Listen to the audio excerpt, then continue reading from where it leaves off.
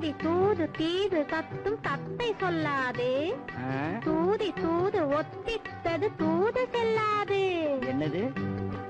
தேது தித்து தொத்து தீது தெய்வம் வராது.